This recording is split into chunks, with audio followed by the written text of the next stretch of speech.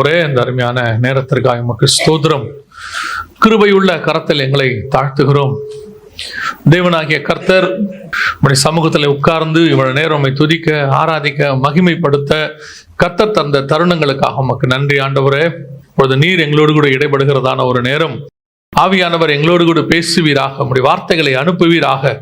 மகிமையுள்ள கரத்தில் எங்களை தாழ்த்துகிறோம். எங்கள் ஆண்டவர் இயேசு கிறிஸ்துவின் நாமத்தில் ஒப்பு கொடுத்து ஜெபிக்கிறோம் எங்கள் ஜீவனுள்ள நல்ல பிதாவே. அல்லேலூயா. மத்தேயு எழுதின சுவிசேஷம் 7ஆம் அதிகாரம் 7வது வசனம். கேளுங்கள், அப்பொழுது உங்களுக்கு கொடுக்கப்படும். தேடுங்கள், அப்பொழுது கண்டடைவீர்கள். தட்டுங்கள், அப்பொழுது உங்களுக்கு திறக்கப்படும். இந்த வசனத்துல தான் ஒரு சில காரியங்களை நாம் பார்க்க போகிறோம். அதுல இருந்து ஒரே ஒரு காரியத்தை தான் நாம் பார்க்க போகிறோம். குறிப்பாக இந்த வசனம் ஒரு சுவிசேஷ வசனமாக, ஒரு நற்செய்தி அநேகரை ஒரு ஆசீர்வாதமாக சொல்லப்படுகிறது. இயேசுவின் இடத்துல கேளுங்கள், அப்பொழுது உங்களுக்கு கொடுக்கப்படும். தேடுங்கள், அப்பொழுது நீங்கள் கண்டடைவீர்கள். இந்த வசனம், எல்லா வசனமும் நாம எப்படி யூஸ் பண்றோமோ அப்படிதான் வசனம். நம்ம அதை லைட்டா யூஸ் பண்ணா மேலோட்டமா எடுத்துக்கொள்ளலாம். நீங்க அது கொஞ்சம் டீப்பா போனீங்கன்னா அந்த வசனத்தை என்ன செய்யலாம், டீப்பாவும் தியானிக்கலாம். அந்த வசனத்தினுடைய ஆவியானவருடைய டைமென்ஷன் நிறைய இருக்கு.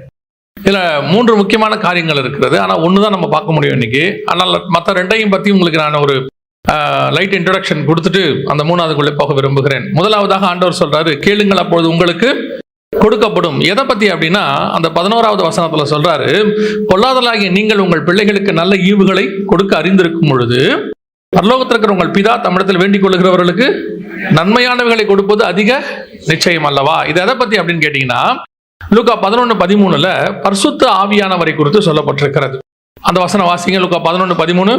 பொல்லாதவர்களாகிய நீங்கள் உங்கள் பிள்ளைகளுக்கு நல்ல ஈவுகளை கொடுக்க அறிந்திருக்கும் போது பரமபிதாவானவர் தம்மிடத்தில் வேண்டிக் கொள்ளுகிறவர்களுக்கு பரிசுத்த ஆவியை கொடுப்பது அதிக நிச்சயம் அல்லவா. ரொம்ப தெளிவா அந்த இடத்துல அந்த எதை கொடுக்கப்படும், கேளுங்கள் அப்பொழுது கொடுக்கப்படும்ங்கிறதுக்கு எது கொடுக்கப்படும் அப்படின்ற கலாத்தியர்ல வாசிக்கும் பொழுது 3ஆம் அதிகாரத்துல ஆபிரகாமுடைய ஆசீர்வாதங்கள் இயேசு கிறிஸ்துவின் வழியாக புறஜாதியாருக்கு வருது. அது வர்றதுக்கான ரூட்டை சொல்லிட்டாரு. புறஜாதியார் வழியா தான் வருது ஆபிரகாமுடைய ஆசீர்வாதம் எல்லாம். ஆனா பரிசுத்த ஆவி அதுல வரல.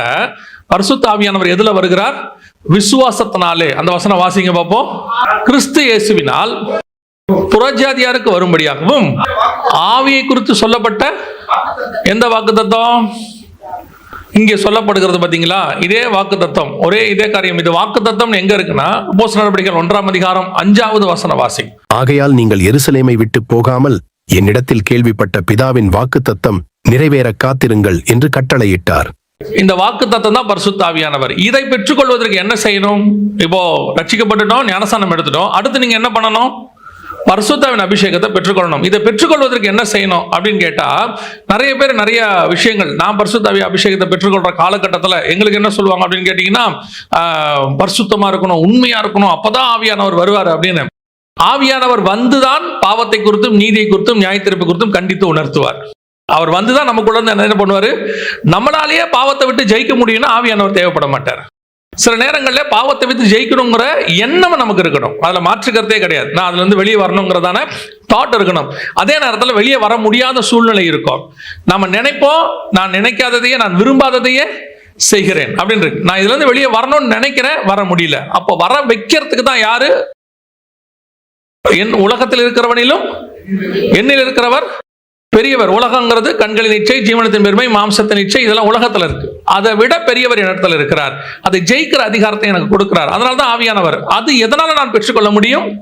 விசுவாசத்தினாலே பெற்றுக்கொள்ள முடியும். அப்படிதான் கலாத்தியர்ல எழுதுறாங்க. இதுதான் கேளுங்கள் உங்களுக்கு தரப்படும். ஆனா இன்னைக்கு நம்ம என்ன பார்க்க போறோம் அப்படின்னா, தேடுங்கள் அப்பொழுது கண்டடைவீர்கள். ஆண்டவரை தேடினால் நாம் என்ன செய்ய போகிறோம்?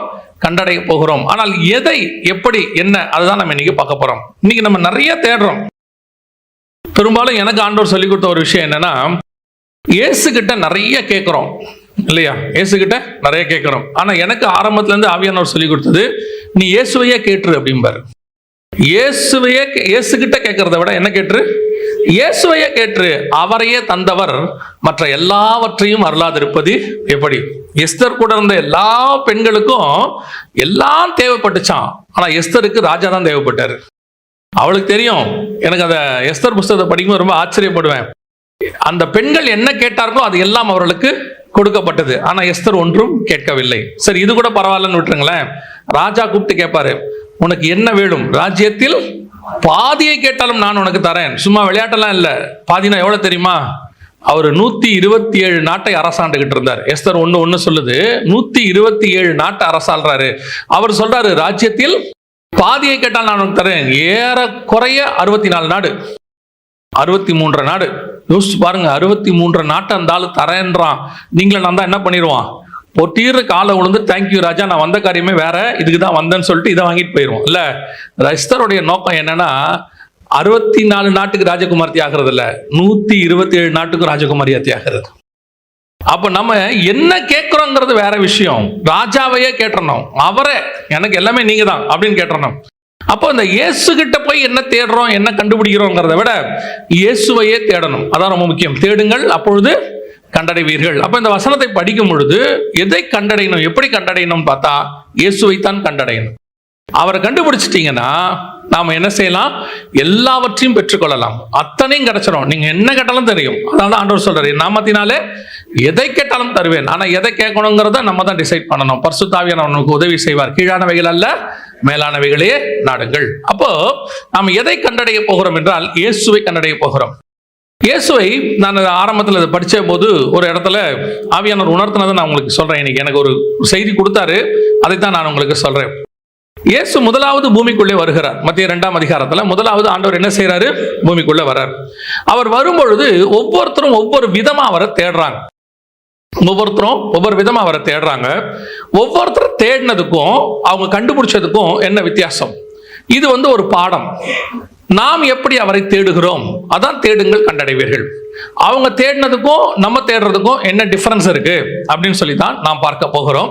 முதலாவது வாசிங்கள், மத்திய எழுதின சுவிசேஷம் 2ஆம் அதிகாரம் 11வது வசனத்தை வாசிங்க. அவர்கள் அந்த வீட்டுக்குள் பிரவேசித்து பிள்ளையையும் அதன் தாயாகிய மரியாளையும் கண்டு சாஷ்டாங்கமாய் விழுந்து அதை பணிந்து கொண்டு தங்கள் பொக்கிஷங்களை திறந்து பொன்னையும் தூபவர்க்கத்தையும் வெள்ளை போலத்தையும் அதற்கு காணிக்கையாக வைத்தார்கள். இது யாரு அப்படின்னு கேட்டீங்கன்னா வானசாஸ்திரிகள் இல்லையா, வைஸ்மேன் அப்படின்னு இருக்கோம். இந்த வானசாஸ்திரிகள் இயேசுவை கண்டுபிடிச்சிட்டாங்க. இப்ப போயிட்டு அவங்க என்ன செய்யறாங்க? கண்டுபிடிச்சிட்டாங்க. ஆனா அதுக்கு முன்னாடி அவங்க செஞ்ச விஷயம் என்ன அப்படின்னு கேட்டீங்கன்னா மத்திய 2:1-2 வாசிங்க பார்ப்போம். ஏரோது ராஜாவின் நாட்களில் யூதேயாவில் உள்ள பெத்லகேமிலே இயேசு பிறந்த பொழுது கிழக்கிலிருந்து சாஸ்திரிகள் எருசலேமுக்கு வந்து, யூதருக்கு ராஜாவாக பிறந்திருக்கிறவர் எங்கே? கிழக்கிலே அவருடைய நட்சத்திரத்தை கண்டு அவரை பணிந்து கொள்ள வந்தோம் என்றார்கள். கிழக்கிலிருந்து சாஸ்திரிகள் வந்து யூதருக்கு ராஜாவை பிறந்திருக்கிறவர் எங்கே என்றார்கள். இந்த வசனத்தை வாசிக்கும் பொழுது கிழக்கில் இருக்கிற சாஸ்திரிக்கும் யூதேயாவில பிறக்கிற ராஜாவுக்கும் என்ன சம்பந்தம்? நான் கேட்கறது புரியுதா? இவங்க எங்க இருக்கிறாங்க? கிழக்குல இருக்கிறாங்க. கிழக்குனா கணக்கு பண்ணா நம்முடைய எருசலேமை மையமாக வைத்து கிழக்கை நீங்கள் கணக்கு பண்ணீங்கன்னா அது சைனாவிலையும் இந்தியாவில் வந்து தான் முடியும். இந்தியா தான் லாஸ்ட். இந்த பக்கத்தில் பார்த்தீங்கன்னா இந்தியா தான் லாஸ்ட். அதுக்கப்புறம் பே ஆஃப் பெங்கால் வந்துடும். இந்த பக்கம் மேலே கொஞ்சம் ஈக்குவேட்டருக்கு மேலே போனீங்கன்னா சைனாலேருந்து வரும். இந்த ஹான் டைனாசிட்டி அப்படின்னு ஒன்று இருக்குது சைனாவில், 2500 வருஷத்துக்கு பழமையானது. அந்த ஹான் டைனாசிட்டியில் இந்த நட்சத்திரம் வந்துச்சு பார்த்தீங்களா, கிழக்கிலே நட்சத்திரத்தை கண்டு. ஸோ கிழக்கில் தான் அது வந்திருக்கு, சைனா பக்கம் தான் வந்திருக்குது, இந்தியா பக்கம் தான் வந்திருக்கு. இப்போ நீங்கள் திடீர்னு சொல்கிறாங்கல்ல, வானத்தில் ஒரு அடையாளம் தோன்றுறது, சூரிய கிரகணம் வருது, சந்திர கிரகணம் வருதுலாம் சொல்கிறாங்களா, அந்த மாதிரி ஒரு 2000 வருஷத்துக்கு முன்னாடி இந்த மாதிரி ஒரு நட்சத்திரம் தெரிஞ்சிருக்குது. கிழக்கில் சைனா பக்கத்தில் தெரிஞ்சிருக்கு, இந்தியா பக்கத்தில் கிழக்கில் தெரிஞ்சிருக்கு. அப்போ அதை கண்டுதான் இவங்க வந்திருக்கிறாங்க. இந்த ஹான் டைனாசிட்டியில 2500 வருஷமான பழசாது. அதுல இந்த குறிப்பு இருக்கு, இந்த சாஸ்திரிகள் வந்தாங்கன்னு. நீங்க பாத்தீங்கன்னா சண்டே கிளாஸ் எல்லாம் பாத்தீங்கன்னா 3 சாஸ்திரிகள் வருவாங்க, பாத்திருக்கீங்களா? இயேசுநாதர் பிறக்கும் போது பாத்திருக்கீங்களா 3 சாஸ்திரிகள் வருவாங்க இல்ல? ஏன் 3 பேர் வராங்க? 3 பேர் வரல, 2000 பேர் வந்திருக்காங்க. குறைஞ்சபட்சம் எத்தனை பேர் வந்திருக்காங்க? 2000 பேர் வந்திருக்கிறாங்கன்னு சொல்லி அந்த ஹான் டைனாசிட்டியில எழுதியிருக்கிறாங்க. ஆல் ஓவர் த வேர்ல்டு அப்படின்னு சொல்லி உலகத்துல இருந்து. சரி, இப்ப நம்ம கேள்வி என்னன்னா, ஏன் கிழக்கில் இருக்கக்கூடியதான சாஸ்திரிகள் ஒரு யூத தேசத்துல பிறக்கக்கூடியதான ஒரு ராஜா இவரை பார்க்க வந்தான்? இன்னும் சொல்ல போனா அன்னைக்கு யூதேயா அடிமைத்தனத்துல இருக்குது. எந்த அடிமைத்தனம்? ரோமர்கள் கிட்ட அடிமைத்தனத்துல இருக்குது. எப்பவுமே அந்த வசனத்தை படிக்கும் பொழுது நம்ம எப்படி யோசிக்கணும் அப்படின்னு கேட்டீங்கன்னா, உலக பிரகாரமாக இருக்கக்கூடிய அந்த கணக்கின்படி யோசிச்சீங்கன்னா உங்களுக்கு வசனத்தினுடைய ஆழம் புரியாது. ஏன் ஆவியானவர் இதை நமக்கு எழுதி கொடுத்திருக்கிறாரு? பர்டிகுலரா கிழக்கிலிருந்து சாஸ்திரிகள் வந்தாங்க அப்படின்ட்டு நல்லா கவனிச்சு பாருங்க. பைபிள் ஆரம்பிச்சதுல இருந்து ஆதாம்ல இருந்து அத்தனை பேரும் கிழக்கு நோக்கி தான் டிராவல் பண்ணுவாங்க. உங்களுக்கு புரியுதா? 3ஆம் அதிகாரம் கடைசி வசனம், ஆதியாகமத்தின் புஸ்தகம். அவர் மனுஷனை துரத்திவிட்டு ஜீவ விருட்சத்துக்கு போம் வழியை காவல் செய்ய ஏதேன் தோட்டத்துக்கு கிழக்கே கேரூபீன்களையும் வீசிக் கொண்டிருக்கிற சுடரொளி பட்டயத்தையும் வைத்தார். 4ஆம் அதிகாரம் 16வது வசனம். அப்படியே காயின் கர்த்தருடைய சந்நிதியை விட்டு புறப்பட்டு ஏதேனுக்கு கிழக்கான நோத் என்னும் தேசத்தில் குடியிருந்தான். இன்னும் கிழக்குக்கு போறான். ஏதேன்ல இருந்து கிழக்குக்கான கேட்டு, அங்கிருந்து இன்னும் கிழக்கு ஈஸ்டுக்கு போறான். புரியுதா உங்களுக்கு? ஆதியாகமம் 11:1. பூமி எங்கும் ஒரே பாஷையும் ஒரே விதமான பேச்சும் இருந்தது. ஜனங்கள் கிழக்கே இருந்து பிரயாணம் பண்ணுகையில் சினையார் தேசத்திலே சமபூமியை கண்டு அங்கே குடியிருந்தார்கள். நல்ல கவனிங்க, இந்த டிராவல் அப்படியே கிழக்கு நோக்கி போயிருச்சு. முதல் 2000 வருஷம், அடுத்த 2000 வருஷம் ஆதாம்ல இருந்து காயின் வரைக்கும் ஒரு கிழக்கு, காயின்ல இருந்து 11ஆம் அதிகாரம் வரைக்கும் இன்னும் ஃபாரஸ்ட். இப்படியே டிராவல் பண்ணிட்டே இருந்தாங்களா? இப்ப திருப்பி கிழக்குல இருந்து டிராவல் நடக்குது. எங்க வருதுன்னு கேட்டீங்கன்னா எருசலேமுக்கு வருது. அர்த்தம் என்னன்னா, தேவனை விட்டு கிழக்கு பக்கம் தூரமாய் போன மனுஷன் இயேசு பிறந்த பிறகு இயேசுவை நோக்கி கிழக்குல இருந்து பிரயாணம் பண்ண ஆரம்பிச்சிட்டான். ஏன்னா கிழக்கு தான் லாஸ்ட், அதுக்கப்புறம் சமுத்திரம், அதுக்கப்புறம் மனுஷன் எங்கேயும் போக முடியாது.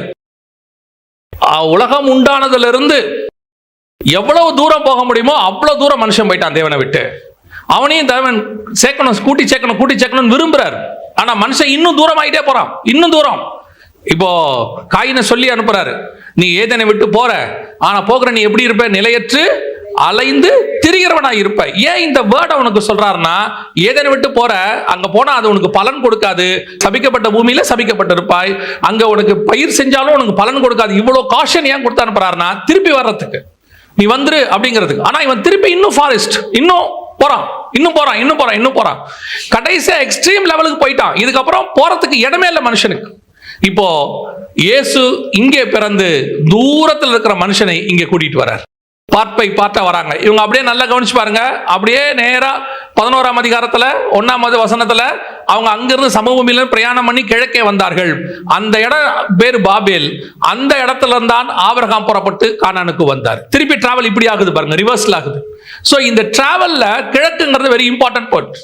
அப்போ எங்கேயோ இருக்கிற புறஜாதியார், தூரம் போன மனுஷன் ஒரு நட்சத்திரத்தை கண்டு அவரை தேடி வருகிறான். ஆனா இவங்க பண்ண வேலை என்ன? இவ்வளோ கஷ்டப்பட்டு தேடுறாங்கல்ல, இவங்க தேடினதோட ரிசல்ட் என்ன? வாசிங்க, மத்தேயு எழுதின சுவிசேஷம் 2ஆம் அதிகாரம் 12வது வசனம்.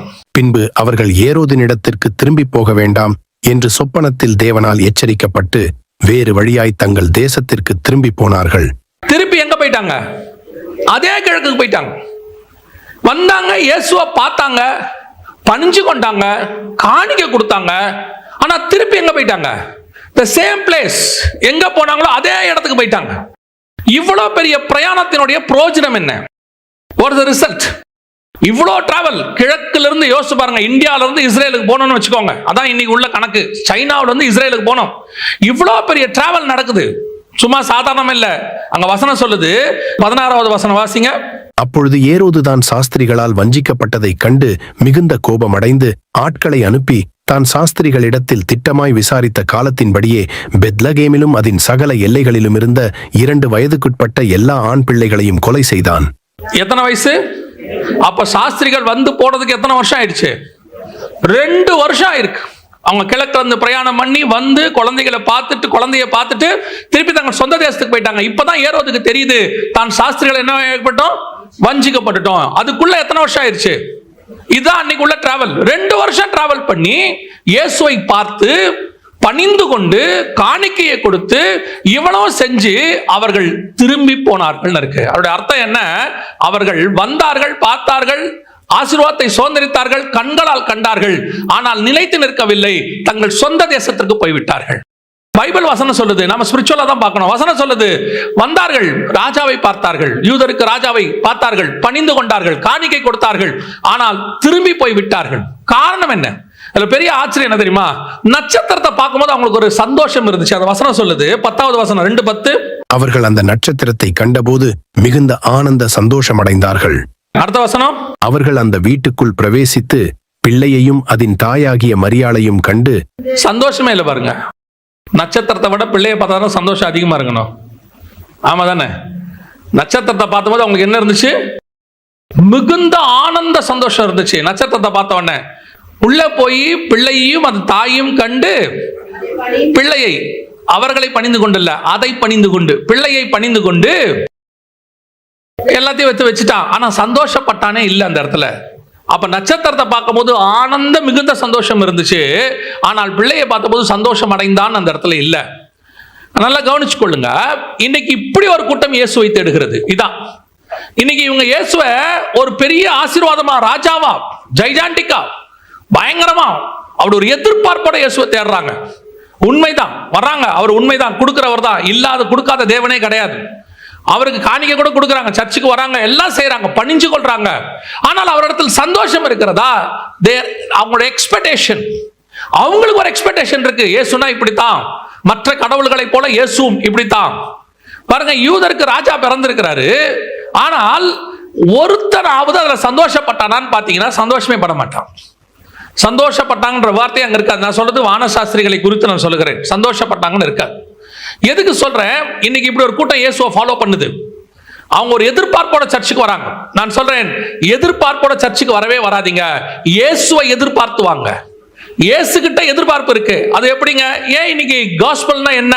இன்னைக்கு காஸ்பலே எப்படி ஆயிடுச்சு தெரியுமா? இயேசு உங்களுக்கு அது கொடுக்கிறார், இயேசு உங்களுக்கு இதை கொடுக்கிறார். இதை நான் குறையா சொல்லல, இயேசு கொடுக்கிறார் தான். ஆனால் இயேசு கொடுத்தாலும் கொடுக்கா விட்டாலும் இயேசு ஒருத்தன் பின்பற்றான்ல, அதுதான் ரொம்ப இம்பார்ட்டன்ட். நான் இயேசுவை எதுக்கு ஃபாலோ பண்றேன்னா, இயேசு எனக்கு ஏதாவது கொடுப்பார்ன்றதுக்காக ஃபாலோ பண்ணல. இயேசு எனக்காக தன்னை கொடுத்தார், அதற்காக நான் அவரை ஃபாலோ பண்றேன். இன்னைக்கு இயேசு கிட்ட எதிர்பார்ப்பு தான் இருக்குது நிறைய பேருக்கு. 95% இந்த மாதிரி ஆட்கள் தான் ராஜாவை பார்க்க வரவங்க.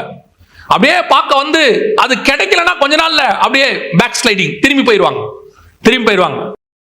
எனக்கு நான் ஆண்டவரை ஏற்றுக்கொண்ட சந்தோஷமா சாட்சியை சொல்லுவேன். நான் ஆண்டவரை ஏற்றுக்கொண்ட போது எனக்கு ஒரு எதிர்பார்ப்புமே இல்லை. என்ன ஒருத்தர் காஸ்பல் சொன்னாரு, பாப்பா சர்ச்சுக்கு போலாம், காஸ்பல் சொல்லிட்டு கூப்பிட்டாரு என்ன. அப்போ எனக்கு ஒரு வியாதியில இருந்தோ அல்லது ஒரு டெலிவரன்ஸோ ஒரு தேவையோ எதுவுமே எனக்கு இல்லை.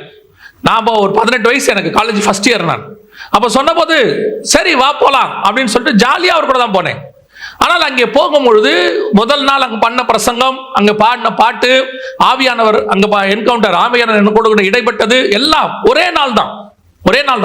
அவர்கிட்ட நான் எதுவுமே கேட்கவே இல்லை, ஆண்டவர் கையில் பிடிச்சார். அதுக்கப்புறம் ஆச்சு 33 வருஷம் ஆச்சு. இதோட 33 வருஷமாய் ஆண்டவரோடு கூட நடப்பதற்கு ஆண்டவர் வாய்ப்பு கொடுத்திருக்கிறார். இன்னை வரைக்கும் ஆண்டவர்கிட்ட போயிட்டு எனக்கு இது வேணும் அது வேணும், அந்த நம்ம ஜப குறிப்பு இருக்கும், அதுல மாற்று கருத்தே இல்லை. கொடுத்தாலும் கொடுக்கா விட்டாலும் தேவனை விட்டு போகிற அனுபவம் கிடையாது. நான் ஆண்டவர்கிட்ட ஆரம்பத்தில் பண்ண ஜபத்துல ஒரு ஜபம் இன்னை வரைக்கும் அதை நான் பண்ணிட்டே இருப்பேன். எப்பவும் அடிக்கடி அதை ரிமெம்பர் பண்ணிட்டே இருப்பேன். என்னன்னு கேட்டா, ஆண்டவரே நான் நிறைய கேட்பேன். ஆண்டவர்கிட்ட நான் சொல்லியிருக்கிறேன், ஒவ்வொருத்தருக்கும் ஒவ்வொரு விதமான எக்ஸ்பீரியன்ஸ். நான் ஆண்டவர்கிட்ட சொல்வேன், நான் நிறைய கேட்பேன் ஆண்டவரே, ஆனா உங்களுக்கு எது சித்தமோ அதை மட்டும் கொடுத்துருங்க. இப்ப இல்ல, 20 வருஷத்துக்கு முன்னாடி ஆவியானவர் அப்படி ஜெபிக்க வச்சாரு என்ன. உங்களுக்கு எது சித்தமோ அதை கொடுங்க, நீங்க கொடுக்காவிட்டா நான் கவலைப்பட மாட்டேன். நான் எப்படி எடுத்துப்பேன் தெரியுமா? அவருக்கு சித்தமானது எனக்கு கிடைக்கும், கிடைக்கலையா அது அவருக்கு சித்தம் இல்லை, அவ்வளவுதான். இந்த யாக்கோபு மாதிரி வருந்தி கேட்டு அழுது புலம்பி ஆசீர்வத்தால் ஒழிய உண்மை நான் விடமாட்டேன்ற மாதிரிலாம் தேவையே இல்லை. நம்ம ஆண்டவர் அப்படி கெஞ்ச வைக்கிற ஆண்டவருமே கிடையாது. நீங்க நல்லா கவனிச்சு பாருங்க, பிள்ளைகள் கேட்ட உடனே தகப்பன் கொடுக்க தான் விரும்புவார். ஒரு நாளும் தகப்பன் என்ன செய்ய மாட்டாரு, அழுது கெஞ்சட்டும், காலில் உழட்டும், அப்புறமா தரேன் அப்படின்னு நினைக்க மாட்டார். அப்படி அவர் நினைச்சாருன்னா அவர் சாடிஸ்ட் இல்லையா? இந்த கண்ணீர் ஒரு பயங்கரமான பவர்ஃபுல் ஆயுதம். அப்படி ஆண்டவர்கிட்ட, ஆனா நான் சொல்லுவேன், நம்ம ஆண்டவர்கிட்ட அப்படிலாம் என்ன பண்ண வேண்டியது இல்லை, கேட்க வேண்டியதே இல்லை. சில நேரங்களிலே கண்ணீருக்கு கர்த்தர், இப்போ மார்த்தாள் சும்மா சூப்பரா பேசிக்கிட்டே இருப்பாங்க, பார்த்துருக்கீங்களா? லாசருவை மீட்கிற இடத்துல மார்த்தாள் என்ன பண்ணுவாங்க, ஆண்டவரே நீர் இருந்திருப்பீரானால் என் சகோதரன் மரித்திருக்க மாட்டான் அப்படின்னு. இவரு அவன் கடைசி நாளில் எழுந்திருப்பான். ஆமா அந்த அந்தமா, ஆமை ஆண்டவர் நானும் விசுவாசிக்கிறேன், கடைசி நாட்கள் எல்லாரும் எழுந்திருப்பார்கள், நீ விசுவாசித்தால் தேவனுடைய மகிமையை காண்பாய். எல்லாம் பேசிக்கிட்டே இருக்காங்கல்ல. இந்த மரியாதை உள்ள வருவாங்க, ரெண்டாவது அந்தமாவும் வரும். அந்தமா இதே வார்த்தையை தான் சொல்லும். என்ன சொல்லும்? நீ இருந்திருப்பீனால என் சகோதரன் மரித்திருக்க மாட்டான். ஆனா அடுத்த வார்த்தை, அவனை எங்கே வைத்தீர்கள்னு கேட்பாரு.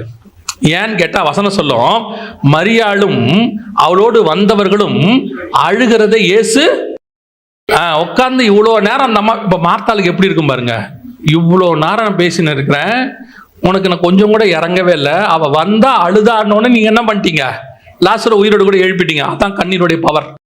சில நேரங்களிலே நாம் ஆண்டவரிடத்துல போய் கெஞ்சணுன்ற அவசியம்லாம் இல்லை. என்னை பொறுத்த வரைக்கும் இயேசு கிறிஸ்துவிடத்தில் போகும்போது நான் ஆண்டவர்கிட்ட ஜெபம் பண்றது, உமக்கு சித்தமானால் கொடுங்க, இல்லைன்னா விட்டுருங்க, எனக்கு அது தேவையே இல்லைன்னு சொல்லியிருக்கிறேன். இன்னை வரைக்கும் ஆவியானவர் அப்படித்தான் நடத்துகிறார். எனக்கு கிடைக்காட்டி நான் வருத்தப்படவே மாட்டேன். அது காட்ஸ் வில் இல்லை, அவ்வளவுதான், ஒரே விஷயம் முடிஞ்சிருச்சு. அப்படி இருக்கும் பொழுது ஒரு கூட்டம் இயேசுவை எதுக்கு தேடுகிறது என்று சொன்னால், ஒரு பிம்பம் இருக்கு, இயேசு இப்படி கொடுப்பார். ஏன்னா அவங்க வேற ஒரு டைமென்ஷன்ல உள்ள வராங்க, ஒரு எக்ஸ்பெக்டேஷன். நான் விசுவாசிகளுக்கு சொல்லுகிறேன், இயேசுவை நீங்கள் ஒரு எக்ஸ்பெக்டேஷனோட தேடுறதை விட இயேசுவை எக்ஸ்பெக்ட் பண்ணுங்க, அவரையே கேளுங்க. உங்களுக்கு எல்லாவற்றையும் தருவதற்கு ஒரு வல்லமை உள்ளவராய் இருக்கிறார். நீங்க ஒரு எதிர்பார்ப்போட தேடும் போது அது இல்லாவிட்டால் நீங்கள் இயேசுவை விட்டு பின்மாற்றம் அடைவதற்கு வாய்ப்பு இருக்கிறது. அதனால்தான் அவர்கள் திரும்பி போனார்கள். எத்தனையோ பேர் வருவாங்க சர்ச்சுக்கு, நம்ம சொல்லி கூட்டிட்டு வரோம், இந்த மாதிரி இயேசு கிறிஸ்து உங்களுக்கு அந்த மாதிரி காரியங்களை செய்வார், உதவி செய்வார், அற்புதம் செய்வார், செய்யறாரு, இல்லைன்னா சொல்லல. செய்யாவிட்டால் ஒரு குரூப் போயிடுச்சு. ஒரு குரூப் என்ன செய்யுது, ஏதோ ஒரு காரணம் செய்யல. ஒரு சிலருக்குலாம் நான் ஜெபம் பண்ணியிருக்கேன், ஆண்டவரே இவருக்கு இந்த விடுதலையை கொடுங்கப்பான்னு சொல்லிட்டு ஒரு 10 வருஷத்துக்கு முன்னாடி ஆண்டவர் கொடுக்கல அவருக்கு விடுதலையை. ஏன் கொடுக்கல அப்படின்னா பின்னாடி ஒரு ரீசன் இருந்துச்சு. சிலருக்கு தான் ஆண்டவர் வந்து விடுதலை கொடுக்காம இருக்கிறார், அதுக்கு ஒரு ரீசன் இருக்கு. ஆண்டவர் கொடுக்காம வச்சிருக்கிறதுக்கு ஒரு ரீசன் இருக்கு. அப்போ விடுதலையை கொடுக்கல. அப்போ அவரால் ஒரு பிரச்சனை வந்தபோது ஆண்டவர் சொன்னாரு, நீ விடுதலை கொடுக்காத போதே இவன் இவ்வளவு பிரச்சனை பண்றானே, நான் விடுதலை கொடுத்திருந்தா எவ்வளவு பிரச்சனை வரும், எனக்கு இவனை பத்தி தெரியும், அதனால நான் விடுதலை கொடுக்கல அப்படின்னாரு.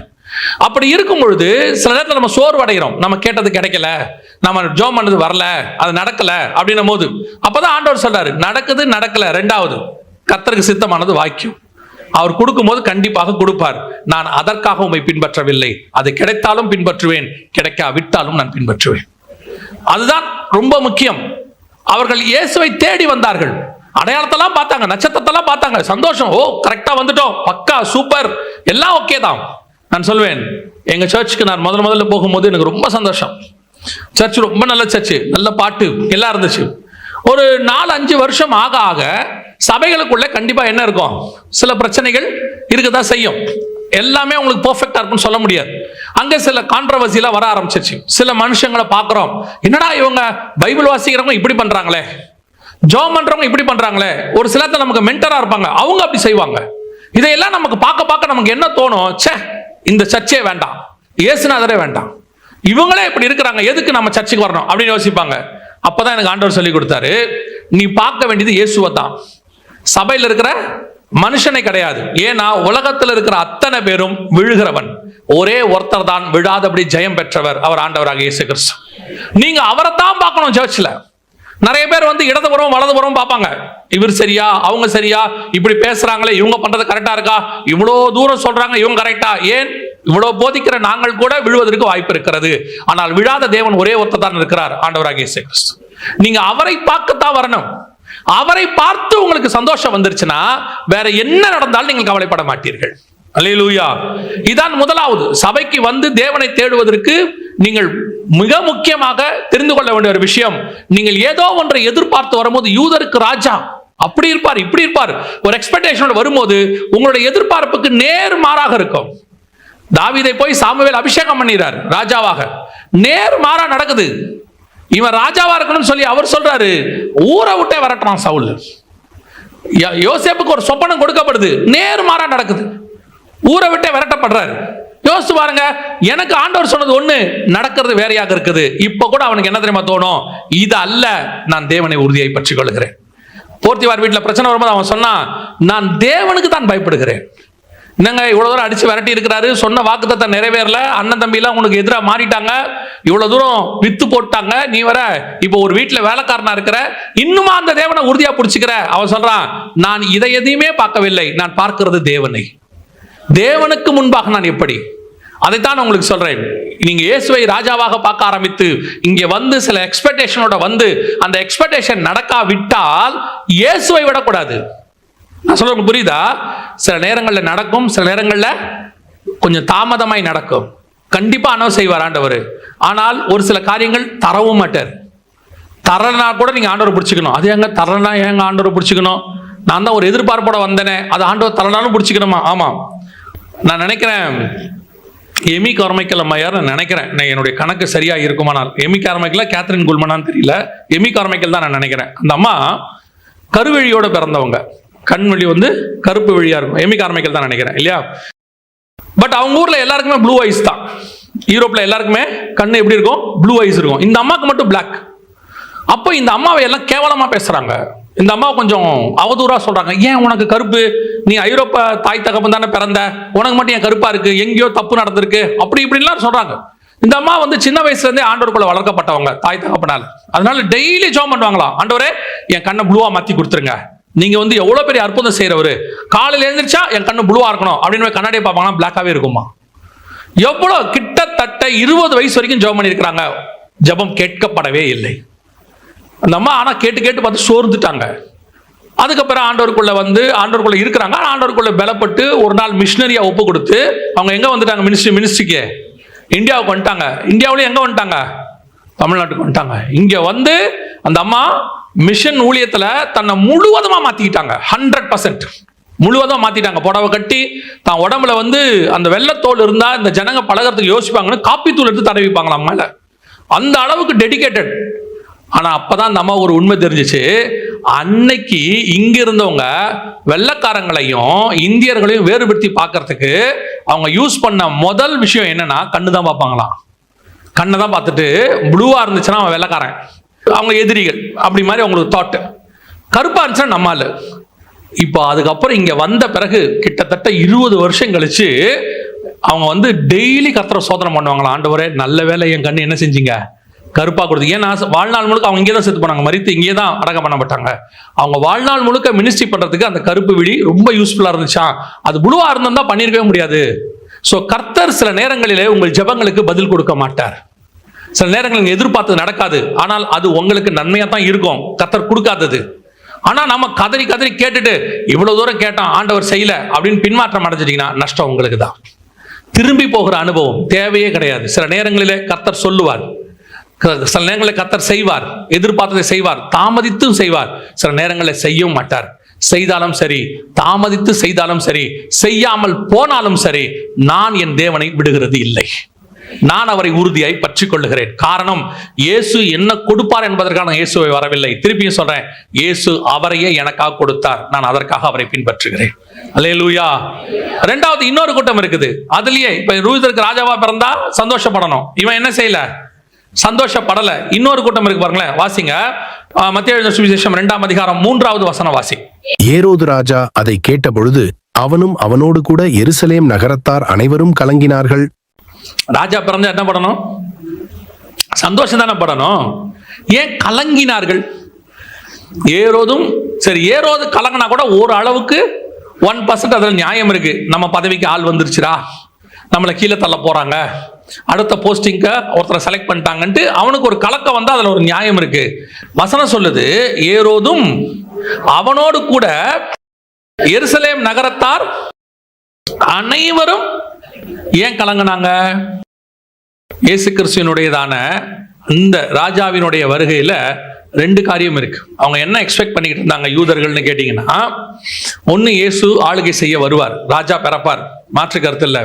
ஆனால் இயேசு வரும் பொழுது துன்மார்க்கரை அழித்து அவர் சன்மார்க்கரை வைத்து அவருடைய அரசாட்சி நடக்கும்.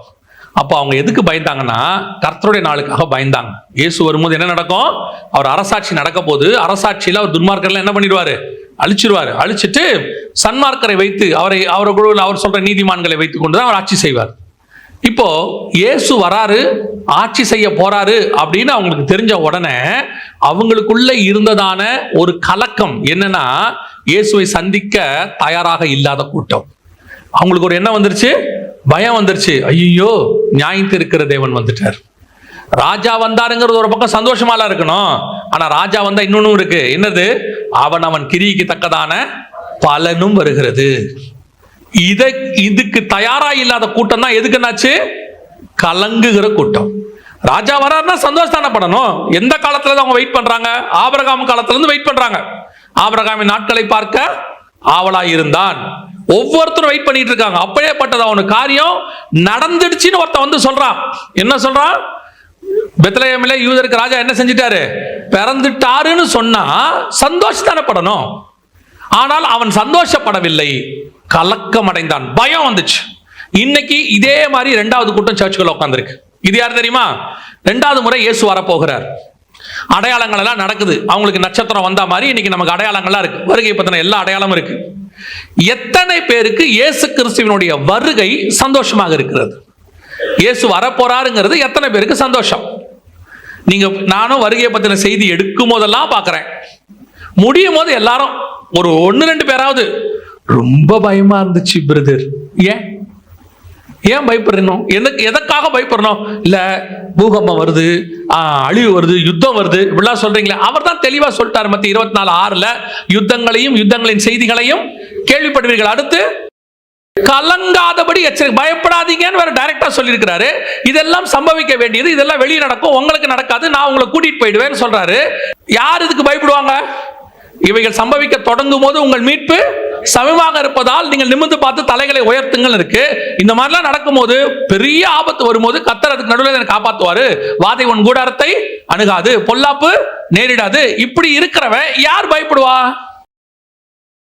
இதுக்கு நடுவுல நான் போக மாட்டேன், மாட்டிப்பேங்கிற எண்ணம் இருக்கிறவங்க தானே பயப்படணும். அப்படி ஒரு கூட்டம் சர்ச்சுக்குள்ள இருக்கு. இவங்கெல்லாம் யாரு? யூதருக்கு ராஜா.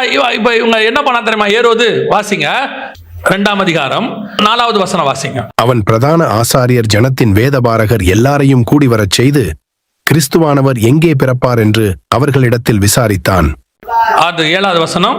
அப்பொழுது ஏரோது சாஸ்திரிகளை இரகசியமாய் அழைத்து நட்சத்திரம் காணப்பட்ட காலத்தை குறித்து அவர்களிடத்தில் திட்டமாய் விசாரித்து. நல்லா கவனிங்க, எல்லாம் டாக்குமெண்ட்ல பக்காவா இருக்காரு ஏரோது. சாஸ்திரிகள் வேதபாரகர் எல்லாம் சொல்றதையும் பாக்குறாரு. தீர்க்க தரிசனத்துல இப்படி எல்லாம் சொல்லி இருக்குது. சாஸ்திரிகளை கூப்பிட்டு கேட்கிறாரு, அடையாளத்துல இப்படி இருக்குது, எல்லாம் பெர்ஃபெக்ட். இப்ப டாக்குமெண்ட் வைஸ், ப்ரூஃப் வைஸ் எல்லாம் இருக்கு. இவ்வளத்தையும் பார்த்தா அவருக்கு என்ன வரணும்? சந்தோஷம்ல வரணும். இவ்வளத்தையும் பார்த்தா என்ன வருது? பயம் வருது. இது ஒரு கூட்டம் இன்னைக்கு சர்ச்சுக்குள்ள இருக்கு. வேதத்தை ஆராயறது, பைபிள் ஸ்டடிக்கு வர்றது, அப்படியே கடைசி கால அடையாளத்தை கேட்கறது, இதெல்லாம் வர்ற போது நல்ல சந்தோஷமா வர்றது, எல்லாம் நல்லா கேட்கறது. போகும்போது அப்போ ஏன் வருகையை பத்தின செய்தியை கேட்டா உங்களுக்கு துக்கமா இருக்குது? என்னை பொறுத்த வரைக்கும் இவ்வளவு சம்பவங்களை கேட்டாலும், எவ்வளவு கேட்டாலும், என்னுடைய நோக்கம் ஒன்னே ஒண்ணு, இவைகளெல்லாம் உலகத்தில் சம்பவிக்க வேண்டியதே. ஆனாலும் என் தகப்பன் என்னை மீட்டும்படி வரப்போகிறார். நான் அதுக்கு சந்தோஷம் தானே படணும். ஏன் கலங்கணும்? யூதருக்கு ராஜா பிறந்திருக்கிறார்னா ஏன் ஒருத்தன் பயப்படுறான்? இயேசு வராருன்னா ஒருத்தர் ஏன் பயப்படணும்? பயம் உனக்கு வருதுன்னா நீ ஆயத்தம் இல்லைன்னு அர்த்தம். பயம் உனக்கு வருதுன்னா உனக்கு இன்னும் உலகத்தை புடிச்சுக்கிட்டு இருக்கீங்கன்னு அர்த்தம். உலகம் அழிய போதுன்னா நீங்க ஏன் பயப்படணும்? பரலோகம் அழியாது தானே. என்னைக்கு இருந்தாலும் இந்த உலகம் அழிய தானே போகுது ஒரு நாள். பைபிள் அப்படித்தானே சொல்லுது, பழைய வானமும் பழைய பூமியும் ஒழிந்து போயிற்று. உங்களுக்கு என்ன பிரச்சனை? நான் இருக்கிற வரைக்கும் அழிக்க கூடாது, நான் போன பிறகு அழிஞ்சா நல்லது. எசேக்கியா ராஜாவுடைய பேரனும் பேத்திகளும் நீங்க எல்லாம் நம்முடைய காலத்தில் இது நடக்காமல் இருந்தால் சரி. ஏன்பா பூகம்பம் வருது, எப்போ? இன்னும் 20 வருஷமா. பிரைஸ் தி லார்ட், ஹல்லேலூயா. ஏன் நம்ம காலத்துல இல்லையே, அதுக்குள்ள நான் போயிருவேன். அப்போ உன் பையன் இருப்பானே, அது அவன் பிரச்சனை. நம்ம காலத்துல நல்லா இருக்கா, சோத்திரம், அவ்வளவுதான். செல்ஃபிஷ் பீப்புள் நம்ம எல்லாரும். நான் சொல்றேன், அது எந்த காலத்துல நடந்தாலுமே கவலைப்படாதிருங்கள். இயேசு வருகிறார் என்றால் கலக்கம் வரக்கூடாது. இயேசு வருகிறார் என்றால் சந்தோஷம் வரணும். 2000 வருஷமாய் நான் காத்திருந்த நாள் வரப்போகிறது. 2000 வருஷமா நான் எதிர்பார்த்திருந்த என் தேவன் வரப்போகிறார். 2000 வருஷமா நான் எதிர்பார்த்திருந்த பலன் அவரோடு கூட வருகிறது. நான் அழிவுள்ளதை விட்டுட்டு அழியாமையை நான் சுதந்திரத்துக் கொள்ள போகிறேன். இதை நினைக்க, அதனால்தான் பவுல் சொல்றாரு, எனக்கு ஒன்று நியமிக்கப்பட்டிருக்கிறது, அதை நான் வாஞ்சையாய் தொடருகிறேன். என்னுடைய நோக்கம் எல்லாம் அதுதான் என் போக்கஸ். நீங்க பைபிள் முழுக்க பாருங்க, எல்லாருமே எட்டர்னலை ஃபோக்கஸ் பண்ணி வாழ்க்கையை வாழ்ந்தான். ஆபிரகாமுக்கு வேதம் சொல்லுது, தேவன் தாமே கட்டி உண்டாக்கின அஸ்திவாரம் உள்ள நகரங்களுக்கு அவன் காத்திருந்தான். எபிரேயர் 11:9-10-11 இருக்கிறது. மோசேயை குறித்த வேதம் சொல்லுகிறது, இனி வரும் பலன் மேல் நோக்கமாகி. அதைத்தான் பவுல் சொல்றாரு, எனக்கு ஒன்று நியமிக்கப்பட்டிருக்கிறது, அதை நான் வாஞ்சையாய் தொடர்கிறேன். அதான் பவுல் சொல்றார். அத்தனை பேரும் எங்களுக்கு ஒண்ணு இருக்கு. இயேசுவே சொல்றார் சபையை பார்த்து, அவன் கிரியைக்கு தக்கதான பலன் என்னோட. நாம அதை தான் ஃபோக்கஸ் பண்ணணும். இப்ப நடக்கிறத பத்தி பயப்படவே கூடாது. இன்னும் பயங்கரமா இருக்கும். இதிலும் மேலானவைகளை நீ காண்பாய். இதோட மோசமா தான் வரும். நான் சொல்றேன், இந்த பூமியில வாதை வரும், எல்லாம் வரும். கர்த்தர் நியமித்த அத்தனை காரியங்கள் நடக்கும். இவைகள் எல்லாம் சம்பவிக்க வேண்டியது. நம்மை பாதுகாக்க ஒருத்தர் இருக்கிறார். ஆரம்பத்துல இருந்து படிக்காம பயந்துகிட்டு இருக்கிறவனுக்கு எக்ஸாம் டைம் டேபிளை கண்டால் பயம் வரும். ஆனால் நல்லா படிச்சு ஒருத்தர் இருக்கான்ல, அவன் என்ன பண்ணிட்டு இருப்பான் தெரியுமா? எப்ப டைம் டேபிள் வரும்னு எக்ஸ்பெக்ட் பண்ணிட்டு இருப்பான். முடிச்சுட்டு அடுத்து என்ன செய்யலாம்? அடுத்த கிளாஸுக்கு போலாம். எதுக்கு சொல்றேன்? எக்ஸாம்னு ஒண்ணு வரும்பொழுது ஆயத்தப்பட்டவனுக்கு என்ன செய்ய மாட்டான்? பயப்பட மாட்டான். அப்ப இயேசுநாதர் வராருங்கிறது ஒரு எக்ஸாம், ஒரு குரூப்புக்கு. எவன் அதுக்கு பயப்பட மாட்டான் தெரியுமா? நான் கிறிஸ்துவை சந்திப்பதற்கு ஆவிக்குரிய வாழ்க்கை சரியா இருக்குது என்று சொல்லுகிறவன் ஒரு நாளும் அதுக்காக அவன் கலங்கவே மாட்டான். ராஜாவை குறித்து அவன் சந்தோஷப்படுவான். ஆண்டவர் வராரு, போலாம், தைரியமா போலாம் அப்படின்னு தான் நினைப்பான். இன்னைக்கு ஒரு பெரிய கூட்டம் இயேசுவின் வருகை குறித்து கலங்குகிறது, பயப்படுது. ஆனால் உங்களுக்கும் எனக்கும் அந்த பயம் அல்ல. கர்த்தர் எப்போ வந்தாலும் அவரை சந்திக்க நீங்கள் ஆயத்தப்பட்டு இருக்க வேண்டும். அல்லேலூயா, அல்லேலூயா. நல்லா கவனிச்சு பாருங்களேன். ஏரோது என்ன பண்ணுவான்னு கேட்டீங்கன்னா, 2ஆம் அதிகாரம் மத்தேயுல சாஸ்திரிகளை பார்த்து ஒரு வார்த்தை சொல்லுவான். மத்தேயு எழுதின சுவிசேஷம் 2ஆம் அதிகாரம் 8வது வசனம் வாசிங்க.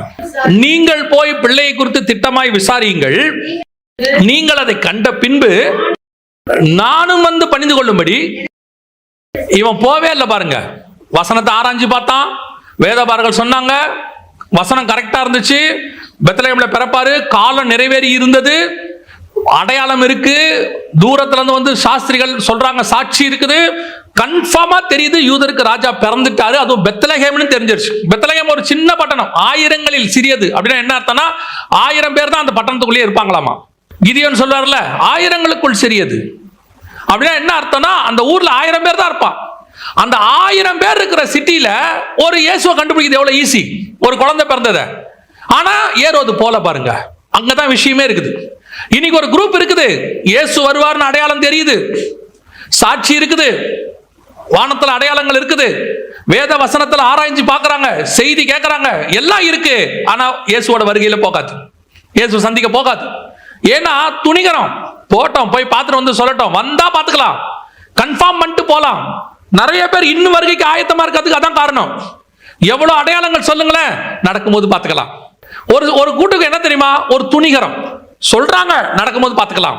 இல்லையா, கன்ஃபார்மா இருக்கு, பைபிள்ல சொன்னது இத்தனை துல்லியமா நடக்குது, எழுத்துக்கு எழுத்து வசனம் நடக்குது, ஆனாலும் இருதயத்துல நடக்கும்போது பார்த்துக்கலாம், அதெல்லாம் வரட்டும் பார்த்துக்கலாம். ஆயத்தம் கிடையாது. சிலர்லாம் அந்த கன்ஃபார்மா போய் பார்க்கணும், அது செஞ்சுக்கணும் அப்படின்னு கிடையாது. மார்த்தாள்கிட்ட ஒரு நல்ல குணம் இருக்கும். இயேசு வந்திருக்கிறார் என்று அவள் கேள்விப்பட்டுன்னு இருக்கும். போய் பார்க்க போயிட்டா பாருங்க, அதான் இங்க இம்பார்ட்டன்ட். இயேசு வருகிறார் என்று கேள்விப்பட்டு அவ பார்க்க போனாள், அவரை கன்ஃபர்மேஷன் உடனே போயிட்டாங்க. இவன் ஏரோது இவ்வளவு சொல்லியும் போல அவ கேள்விதான் பட்டா. இயேசு வருகிறார் என்று கேள்விப்பட்டு ஏரோது வசனத்தை ஆராய்ந்து பார்த்து, அடையாளங்களை பார்த்து, எல்லாம் பார்த்து, இயேசு வந்திருக்கிறார் போய் பார்க்கல. இதான் டிஃபரன்ஸ். இவங்க ஏன் இயேசுவை சந்திக்கல? துணிகரம். ஒரு குரூப், எல்லாம் தெரியும், எல்லா வசனமும் இருக்கு, அடையாளங்கள் இருக்கு, பட் ரெடி ஆக மாட்டாங்க, போய் பார்க்க மாட்டாங்க. வரட்டும் பார்த்துக்கலாம், இன்னும் கன்ஃபர்மேஷன், சாஸ்திரிகள் வந்து சொல்லட்டும், அப்புறமா போய் பார்த்துக்கலாம், பார்த்துட்டு வந்து கன்ஃபார்ம் பண்ணிட்டோம். ஆனால் மார்த்தாள் கூட்டம் அப்படி அல்ல, கேள்விப்பட்ட உடனே கன்ஃபர்மேஷன், உடனே போய் பார்த்தல். அப்படியா, அப்படி இருக்குதா, இயேசு வராரா சொல்லிட்டாங்க, போய் பார்த்துருவோம். இதுதான் கர்த்தர் உங்ககிட்ட எங்கிட்ட எதிர்பார்க்கிறது. அப்படிப்பட்ட ஆண்டவர் மார்த்தாள்கிட்ட சொல்றாரு, நீ போய் மரியாதையை அழைச்சிக்கிட்டு வா. அவங்களுக்கு தான் ஊழியம் கொடுக்கப்படுது, அவங்களுக்கு தான் அதுக்கான காரியங்கள் கொடுக்கப்படுது.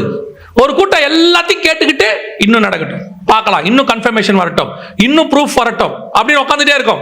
இந்த கூட்டம் கடைசி வரைக்கும் உட்காந்துட்டே இருக்கும், இயேசுவை பார்க்கவே பார்க்காது. கடைசி வரைக்கும் ஏரோது இயேசுவை பார்க்கவே இல்லை தெரியுமா? கடைசி வரைக்கும் ஏரோது என்ன செய்யல, இயேசுவை பார்க்கவே இல்லை. அதுக்கப்புறம் தேடி பெத்லகேம் போனா அவர் அங்கிருந்து எகிப்துக்கு போயிட்டாரு, எகிப்துல இருந்து நாசரேத்துக்கு போயிட்டாரு. ஏரோது மரிக்கிற வரைக்கும் அப்படிதானே இருக்குது. நல்லா கவனிச்சு கொள்ளுங்க, ஏரோது சாவர வரைக்கும் இயேசுவை பார்க்கல. ஆனா அவனுக்கு தெரியும், பிறக்கும் போதே தெரியும் இயேசு பிறந்துட்டாரு, அடையாளம் இருக்கு, வசனம் தெரியும், சாஸ்திரிகள் கன்ஃபார்ம் பண்றாங்க, வேதபாரகர் கன்ஃபார்ம் பண்றான், எல்லாம் ஓகே தான். கடைசி வரைக்கும் பார்க்கல. இன்னைக்கு அப்படி ஒரு குரூப் இருக்கு, எல்லாம் தெரியும், பார்க்காது, இயேசுவின் வருகையில் போகாது. ஏன் போகாது? அவங்களுக்கு அந்த இதெல்லாம் கேட்கிற இன்ட்ரெஸ்ட் இருக்கும், போய் பார்க்கிற அவரை சந்திக்கிற இன்ட்ரெஸ்ட் இருக்காது, ஆயத்தம் இருக்காது. அதுக்கு ஆயத்தமாகணுமே அவரை சந்திக்கிறதுக்கு, அதுக்கு அரண்மனையை விட்டுட்டு மாட்டு தொழுவத்துக்கு போகணுமே. ஏரோதுக்கு அந்த இன்ட்ரெஸ்ட் கிடையாது, அரண்மனையை விட்டுட்டு மாட்டு தொழுவத்துக்கு போற இன்ட்ரெஸ்ட் கிடையாது. அப்படி போனாதான் இயேசுவை நீங்கள் சந்திக்க முடியும். ஆனால் மார்த்தாள் தன் வீட்டை விட்டு விட்டு, இயேசு எங்க இருந்தார் தெரியுமா? அவர் ஏதோ ஒரு சத்திரத்துல தங்கி இல்ல, யாரோ சீமோன் வீட்டுல இல்ல, அவர் அந்த கிராமத்தின் வாசல்ல நின்றுகிட்டு இருந்தாருன்னு இருக்கு. எங்க இருக்கிறாரு? அந்த கிராமத்து முனையில இருக்கிறாரு. நீ வீட்டை விட்டுட்டு கிராமத்துக்கு வெளியே போனா தான் இயேசுவை பார்க்க முடியும். உன் நிலையிலிருந்து கொஞ்சமாவது ஆயத்தப்பட்டாதான் வருகையில போக முடியும். அடையாளங்களை கேட்கறதுனால, வசனத்தை கேட்கறதுனால, செய்தியை கேட்கறதுனால ஒரு குரூப் இப்படி ஏமாந்துகிட்டு இருக்கு. உங்க கூட்டத்துக்கெல்லாம் போயினா வருகையில போயிடலாம், அதெல்லாம் போக முடியாது. ஆயத்தம் இல்லாமல் வருகையில நீங்கள் போகவே முடியாது. இயேசுவை சந்திக்க வேண்டும் என்றால் நீங்கள் உங்கள் அரண்மனையை விட்டு மாட்டுத் தொழுவத்துக்கு வரணும். வந்தாதான் இயேசுவை பார்க்க முடியும். கிழக்குல இருக்கிறவன் எல்லாத்தையும் விட்டுட்டு மாட்டுத் தொழுவத்துக்கு வந்துட்டான். அதான் ரொம்ப இம்பார்ட்டன்ட். அல்லேலூயா. நான் இருக்கிற இடத்த விட்டு வரமாட்டேன், நான் அங்கேயே தான் இருந்துப்பேன். எனக்கு தெரியும் யாரா சொல்லுவாங்க, அதெல்லாம் தெரியும், வசனம் நல்லா தெரியும், இயேசு வரார், ஆமாமா கேள்விப்படுறோம். அரண்மனையை விட்டு வந்தியாப்பா? வரமாட்டோம். வந்து போய் பாத்தியாப்பா இயேசுவை? அதெல்லாம் பார்க்க மாட்டோம். சாவர வரைக்கும் பார்க்காத கூட்டம். கடைசியாய் வாசிங்கள் லூக்கா எழுதின சுவிசேஷம் 2ஆம் அதிகாரம் 25 வாசிங்க. அப்பொழுது சிமியோன் என்னும் பேர் கொண்ட ஒரு மனுஷன் எருசலேமில் இருந்தான். அவன் நீதியும் தேவ பக்தியும் உள்ளவனாயும் இஸ்ரவேலின் ஆறுதல் வர காத்திருக்கிறவனாயும் இருந்தான். அவன் மேல் பரிசுத்த ஆவி இருந்தார். 27. அவன் ஆவியின் ஏவுதலினால் தேவாலயத்திலே வந்திருந்தான். 28. அவன் அவரை தன் கைகளில் ஏந்திக் கொண்டு தேவனை ஸ்தோத்திரித்து 32. உம்முடைய இரட்சணியத்தை என் கண்கள் கண்டது என்றான். யார் பார்த்தது பாத்தீங்களா? கடைசியா யார் பார்த்தது? சிமியோன் தான் பார்க்கறான். எதனால பார்த்தான்? பரிசுத்த ஆவியினால் எங்கே ஏவப்பட்டிருந்தான்? தேவாலயத்துக்கு வரும்படி ஏவப்பட்டிருந்தான். வானசாஸ்திரிகள் வந்தாங்க, சந்தோஷம் அடையில, திரும்பி போயிட்டாங்க. ஏரோதுக்கு எல்லாம் தெரியும், ஆனா பார்க்கல, போகல, கடைசி வரைக்கும் பார்க்கல. ஆனால் பரிசுத்த ஆவினால் ஏவப்படுகிற ஒருவன் இருக்கிறான். அவன் யார் தெரியுமா? அவன் ராஜாவை பார்க்க வரவில்லை, அவன் ராஜாவை பார்த்து கலங்கும்படி வரவில்லை. வசனம் சொல்லுது, இஸ்ரவேலின் ஆறுதல் வர காத்திருந்தான். இயேசு வந்தால் எனக்கு ஆறுதல். நான் இதுவரைக்கும் படுகிற எல்லா பாடுகளுக்கும் எனக்கு என்ன கிடைக்கும்? ஆறுதல் கிடைக்கும். இதைத்தான் ரோமர்கள் நிருபத்துல பவுல் எழுதுறாரு. ரோமர் 8:22 வாசிங்க. ஆகையால் நமக்கு தெரிந்திருக்கிறபடி இதுவரைக்கும் சர்வ சிருஷ்டியும் ஏகமாய் தவித்து பிரசவ வேதனைப்படுகிறது. அதுவுமல்லாமல் ஆவியின் முதற் பலன்களை பெற்ற நாமுங்கூட நம்முடைய சரீர மீட்பாகிய புத்திர சுவிகாரம் வருகிறதற்கு காத்திருந்து நமக்குள்ளே தவிக்கிறோம். இந்த இஸ்ரவேலின் வர காத்திருந்தான் இருக்குல்ல, இதுதான் காத்திருத்தல். எதுக்கு காத்திருக்கிறோம்? இந்த சரீரத்துல ஒரு பாடு இருக்குது, எனக்கு நான் விரும்பாததையே செஞ்சுக்கிட்டு இருக்கிறேன். 7ஆம் அதிகாரத்துல அவர் சொல்றாரு, நான் செய்யக்கூடாதுன்னு நினைக்கிற பாவத்தை செஞ்சுட்டு இருக்கிறேன், நான் இதுல இருந்து விடுதலையாக விரும்புறேன், இந்த உலகத்தை விட்டு போக விரும்புறேன், இதுல இருந்து நான் தப்பிச்சு எப்படியாவது இயேசு வரும்போது அவர் கூட போக விரும்புகிறேன். இந்த காத்திருக்குதல் இருக்கிறவன் தான் ஆறுதல் வர காத்திருந்தான். இங்கே ரோமர் 8ல பவுல் காத்திருக்கிறதும் சிமியோன் காத்திருக்கிறதும் ஒண்ணுதான். ரெண்டு பேரும் ஆவியை பத்தி தான் அங்க பேசுறாங்க. 8ஆம் அதிகாரத்துல பவுல் எதை பத்தி பேசுறாரு? பரிசுத்த ஆவியை பத்தி பேசுறாரு. ஆவியின் பிரமாணத்துக்குள் நான் இருக்கிறேன்னு சொல்றாரு. அப்ப நீ எதுக்காக இயேசுவை காத்திருக்கணும் தெரியுமா? இந்த உலகம் எனக்கு போதும், இந்த உலகத்தில் உள்ளவைகள் எனக்கு போதும். நீங்க அந்த இடத்துக்கு இப்பவே வரணுங்கிற. நீங்க ஒரு இடத்துல வருவீங்க. எப்போ வருவீங்க தெரியுமா? ஒரு சூழ்நிலைக்கு அப்புறம், ஒரு காலகட்டத்துக்கு அப்புறம், ஒரு ஏஜுக்கு அப்புறம். கவனிங்க, 15ஆம் அதிகாரம் ஆதியாகமத்துல ஆபிரகாம் ஆண்டவரை பார்த்து கேட்கிறாரு, எனக்கு என்ன கொடுப்பீர், நான் பிள்ளை இல்லாமல் இருக்கிறேனே, பிள்ளையை கேட்கிறாரு. அதுக்கப்புறம் நான் எதனால் தேசத்தை சுதந்திரத்துக் கொள்வேன், அதுலயே கேட்கிறாரு. ஃபர்ஸ்ட் பிள்ளையை கேட்கிறாரு, அப்புறம் என்ன கேட்கிறாரு? தேசத்தை கேட்கிறாரு. இப்படி எல்லாத்தையும் கேட்டுக்கிட்டே வந்தவர் எபிரேயர் 11:9-10-11 எல்லாத்துக்கு அப்புறம் ஒரு முடிவு எடுக்கிறாரு. அதை அல்ல, அதிலும் மேன்மையான பரம தேசத்தையே அவன் நாடினான். இப்ப நல்லா தெரிஞ்சிருச்சு, பிள்ளை இல்ல, இந்த உலகத்தில் லேண்ட் இல்ல, சொத்து இல்ல, வேலை இல்ல, சம்பாத்தியம் இல்ல, இது எல்லாத்த விட மேல ஒண்ணு இருக்கு, அதையே அவன் நாடினான். இது எப்ப வருது? 100 வயசுக்கு அப்புறம் வருது. 75 வயசுல கேட்கிறாரு, பிள்ளை இல்லாமல் இருக்கிறேனே, லேண்ட் இல்லாமல் இருக்கிறேனே, தேசம் இல்லாமல் இருக்கிறேனே. 100 வயசுல பிள்ளை வந்துருச்சு. 115 வயசுல, 165 வயசுல பேரப்பிள்ளை வந்துருச்சு. எல்லாம் கிடைச்சிச்சு. 160ல பேரப்பிள்ளை வந்துருச்சு. யாக்கோபை பார்த்துட்டாரு, எல்லாம் வந்துருச்சு. இப்பதான் தோணுது, அதை அல்ல, இவ்வளவு நாள் நான் வேஸ்டா ஓடி இருக்கிறேன், இவ்வளவுத்தையும் பார்த்தாச்சு, கானானுக்கு வந்தாச்சு, ஜனத்திரள் பார்த்தாச்சு, செல்வ சீமான் ஆயாச்சு, நம்மகிட்ட எல்லாம் கிடைச்சு, பையனுக்கு கல்யாணம் பண்ணி பார்த்தாச்சு, பேரப்பிள்ளைய பார்த்தாச்சு. இப்பதான் தோணுது, அதை அல்ல, அதிலும் மேன்மையான பரமதேசம்.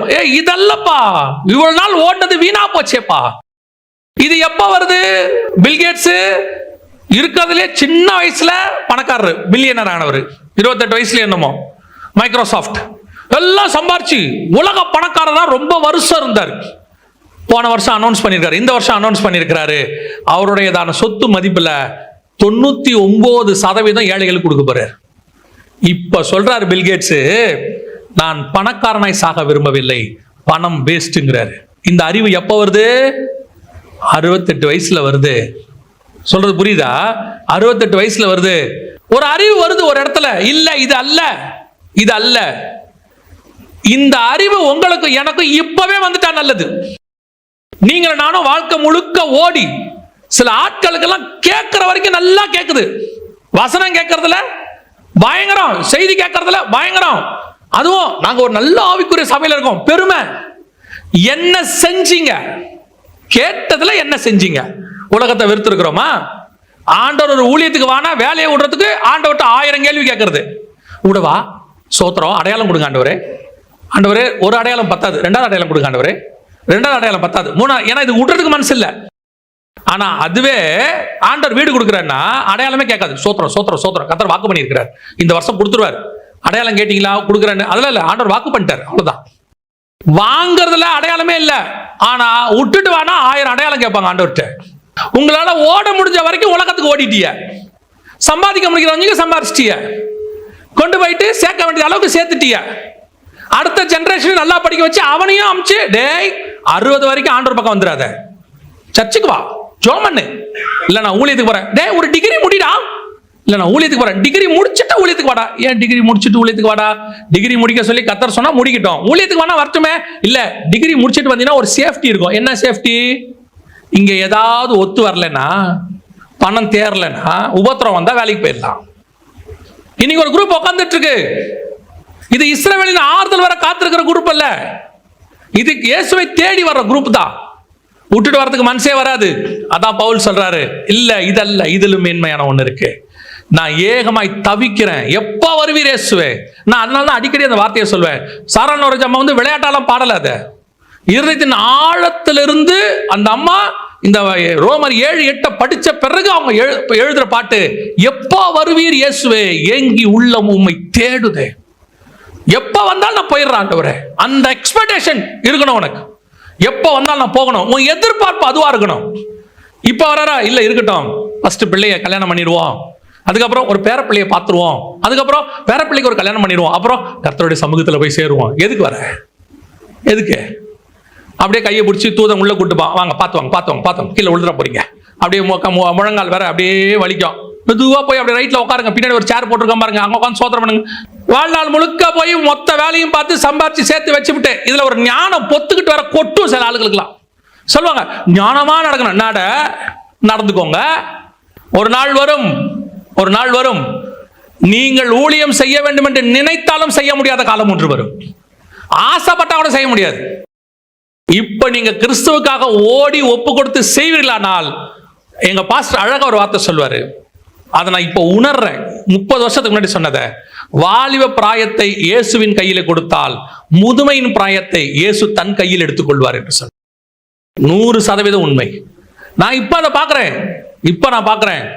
அன்னைக்கு ஒரு 18 வயசுல இயேசு ஏற்றுக்கொண்டது, 26 வயசுல ஊழியத்துக்கு ஒப்பு கொடுத்தது, 29 வயசுல முழு நேரத்துக்கு வந்தது, நான் இன்னைக்கு சந்தோஷமா நினைக்கிறேன். நேத்து கூட ஒருத்தர் கேட்டாரு, எப்படி நீங்க வெளிநாட்டுல இருந்த வேலையை விட்டுட்டு வந்தீங்க? எனக்கு வெளிநாட்டு வேலையை விட இயேசு பெருசா தெரிஞ்சார். எனக்கு இதை விட அதுதான் பெருசா தெரிஞ்சிச்சு. சிலருக்கெல்லாம் விட்டுட்டு வரதுக்கு அப்படியே யோசனை, என்ன ஆகும், ஃபியூச்சர் என்ன ஆகும்? உன் ஃபியூச்சரே இயேசு கையில தான் இருக்கு. ஃபியூச்சர் எங்க இருக்கு? காலங்கள் அவருடைய கரத்தில் வரையப்பட்டிருக்கிறது. 160 வயசுல ஆபிரகாமுக்கு வந்தது, உனக்கு 30 வயசுல வந்துருச்சுன்னா சந்தோஷம். அவனுக்கு 160 வயசுல வந்துச்சு, அதை அல்ல, அதிலும் மேன்மையான அந்த எண்ணம் 40 வயசுல மோசேக்கு வந்துச்சு, 30 வயசுல நமக்கு வந்தால் நல்லது. அல்லேலூயா. இதுதான் இஸ்ரவேல் ஆறுதல் வர அவன் காத்திருந்தான். ஆண்டவரே, இதெல்லாம் ஆண்டவரே எனக்கு ஒரு ஆறுதல் இருக்கு, நான் ஒண்ணு விரும்புறேன், அதை கொடுக்கறதுக்கு இயேசு எனக்கு வரார், அதுக்காக நான் காத்திருக்க போகிறேன். அல்லேலூயா. நான் சொல்றது கொஞ்சம் உங்க பார்வைக்கு கடினமானதாக, கேட்கறதுக்கு கொஞ்சம் கடினமாகத்தான் இருக்கும், ஆனால் அதுதான் இருக்கிறதுலே மேன்மை. நான் அனுபவிச்சவங்கிற பேர்ல சொல்லிட்டு முடிக்கிறேன். கிறிஸ்துவுக்காய் இழந்தவர் எவரும் தரித்திரர் ஆனது இல்லை. ராஜ்ய மேன்மைக்காய் கஷ்டமடைந்தோர் நஷ்டப்பட்டு போனதே இல்லை. அவரை நோக்கி பார்த்தவர்கள் வெட்கப்பட்டு போனதே இல்லை. எவரையும் பிரகாசிக்கிற மெய்யான ஒளி அவர்தான். அல்லேலூயா.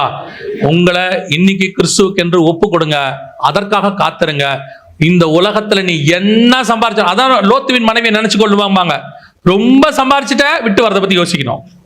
ரொம்ப சம்பாரிச்சா நீ எதையும் விட்டுட்டு வரதுக்கு ரெடியா இருக்கணும்.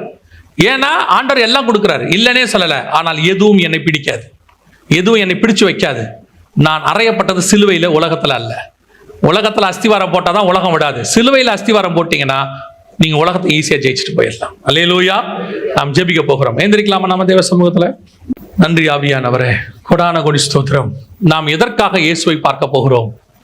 இயேசுவை தேடி வந்தவர்கள் ஒரு கூட்டத்தார் ராஜாவை பார்க்க வந்தார்கள். அவங்க எதிர்பார்த்த ராஜா, அவர் ராஜா தான், ஆனா அவங்க எதிர்பார்த்த மாதிரி இல்ல. எக்ஸ்பெக்டேஷன் நிறைவேறல, அவங்க திரும்பி போய் விட்டார்கள். நட்சத்திரத்தை பார்த்து அவங்களுக்கு சந்தோஷம் வந்துச்சு, ஆனால் இயேசுவை பார்த்து சந்தோஷப்பட்டாங்கன்னு அங்க சொல்லப்படவே இல்லை.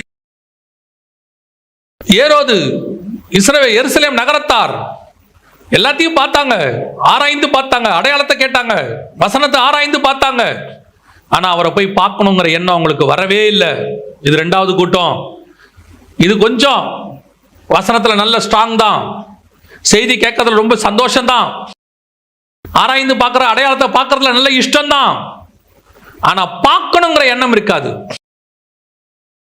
வரட்டும் பார்த்துக்கலாம், இன்னும் வரட்டும் பார்த்துக்கலாம், சாஸ்திரிகள் வந்து சொல்லுவாங்க, அப்புறம் போய் பார்த்துக்கலாம், கன்ஃபார்ம் பண்ணிக்கலாம், இன்னும் எக்ஸ்கியூஸ் கொடுத்துக்கிட்டே இருப்பாங்க. ஆனால் எந்த அடையாளத்தையும் பார்க்கல, அவன் எதை பத்தியும் கேள்விப்படல. ஆவியானவர் சொன்னாரு, ஆலயத்துக்கு போ, அங்கே உனக்கு ஆறுதல் இருக்கிறது. இவன் வானத்தில் நட்சத்திரத்தையும் பார்க்கல, வேத வசனத்தை ஆராய்ந்தும் பார்க்கல, எதுவுமே அவனுக்கு கிடைக்கல. ஒன்னே ஒண்ணு, அவன் எதிர்பார்ப்பு, இஸ்ரவேலின் ஆறுதல் வர அவன் காத்திருந்தான். அவன் எதிர்பார்த்திருந்தவன். அந்த எதிர்பார்ப்பு தான் உங்களுக்கு எனக்கு வேணும். எப்போ வருவீர் இயேசுவே?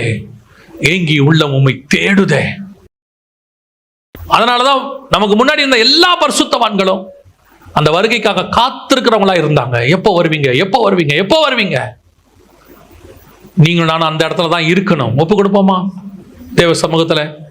அப்படி காத்திருக்கிறவங்க உங்க கரங்களை ஆண்டவருக்கு நேராக உயர்த்தி, ஆண்டவரே நீர் வரும் பொழுது அதற்காய் இந்த உலகம் எனக்கு பாத்திரமா இருக்கவில்லை. ஆண்டவரே, எபிரேயர் 11 வாசிக்கிறோம், அவர்களுக்கு உலகம் பாத்திரமாய் இருக்கவில்லை, அதற்காக அவர் தங்கள் பிள்ளைகளை சாக கொடுத்தார்கள். ஒரு சிலர் மேலான உயிர்த்தலை பெறும்படி பிள்ளைகளை சாக கொடுத்தார்கள், ஒரு சிலர் பிள்ளைகளை பெற்றுக்கொண்டார்கள்.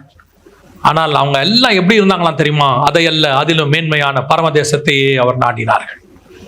ஒப்பு கொடுப்போமா? அப்படி ஒரு வாஞ்சை, அப்படி ஒரு விருப்பம். இனி நான் அல்ல, கிறிஸ்துவே எனக்குள் வாழுகிறார். எல்லாவற்றையும் உதறி தள்ளிவிட்டு எப்பயார் இயேசு வராரோ அவரை சந்திக்கும்படி நான் ஓட வேண்டும், அவரை சந்திக்கும்படி நான் போக வேண்டும். ஒப்பு கொடுப்போமா தேவ சமூகத்துல? கண்களை மூடி கரங்களை உயர்த்தி உண்மையா அப்படி ஜெபிக்க விரும்புறவங்களாம் ஆண்டவரை நோக்கி, சர்வ வல்லமை உள்ள எங்கள் தகப்பனே, இந்த நாளுக்காக உமக்கு நன்றி. கிருபையுள்ள கரத்தில் எங்களை தாழ்த்துகிறோம். ஆண்டவரே, நீர் வரும் பொழுது சந்திக்கிற கூட்டத்தில் நாங்கள் இருக்க வேண்டும். ஆண்டவரே, எதிர்பார்த்திருக்கிற கூட்டத்தில் நாங்கள் இருக்க வேண்டும். ஆண்டவரே, ஏதோ தேவைகளுக்காக வந்து பார்த்துட்டு போற கூட்டம் அல்ல, வந்தா பார்த்துக்கலாம் சொல்ற நிர்விசானமாய் இருக்கிற கூட்டமும் அல்ல. எது கிடைக்குதோ இல்லையோ நான் அவருக்காக காத்திருப்பேன். எப்ப வருவீர் என்று காத்திருப்பேன். அந்த கூட்டத்தில் நாங்கள் இருக்க எங்களுக்கு கிருபை பாராட்டும். மகிமையுள்ள கரத்தில் எங்களை தாழ்த்துகிறோம் எங்கள் ஆண்டவர் இயேசு கிறிஸ்துவின் நாமத்தில் பிதாவே.